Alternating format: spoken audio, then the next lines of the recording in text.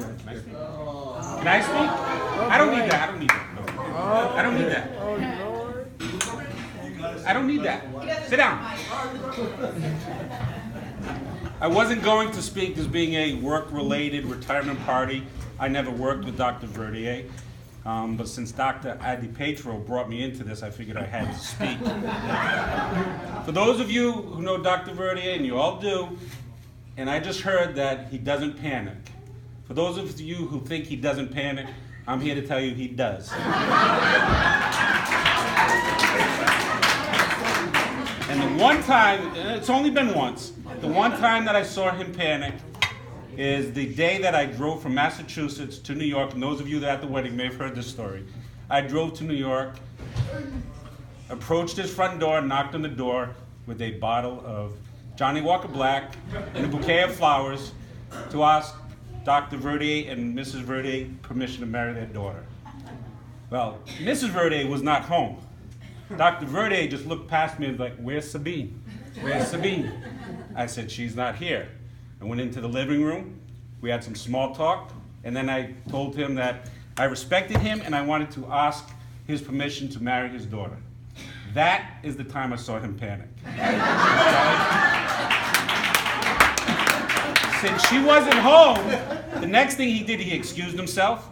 He went into the kitchen and I could hear him on the phone. Elsie, come home, you must come home now."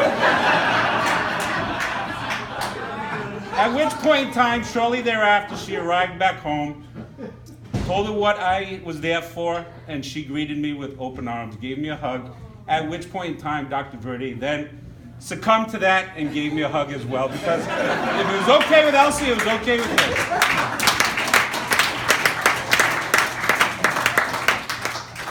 Dr. Adi Petro, thank you for letting me know I was in a mixed relationship. I had it.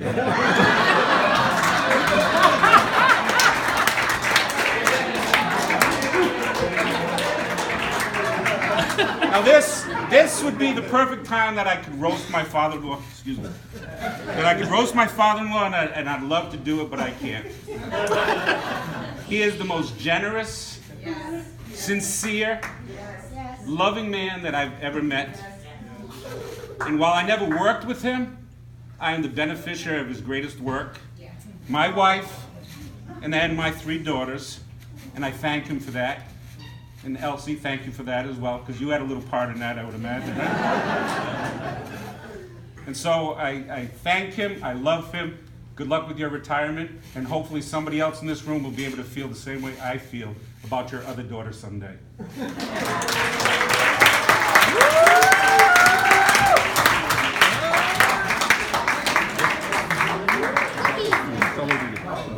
You got a response.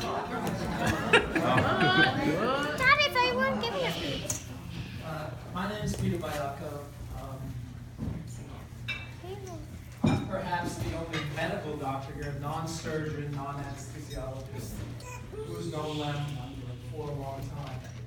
Unlike all of you who perhaps have shared time with Lem professionally in the operating room, I never have. I've only known Lem as a friend.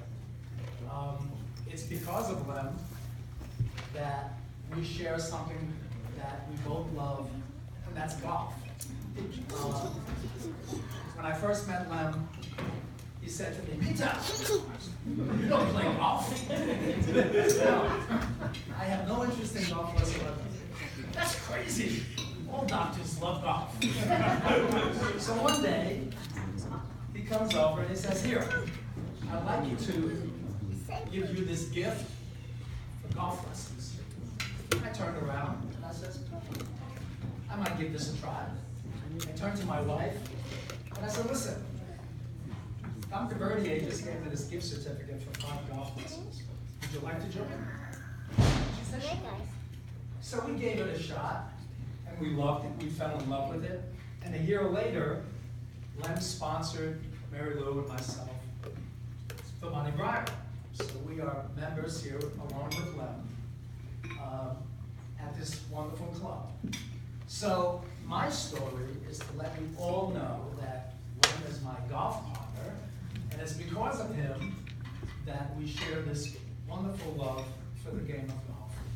And I just want everybody to know here that although you're not working with Lem any longer in the operating room and in the capacity that you did before, he's in good hands with me. I will be taking care of him during his retirement.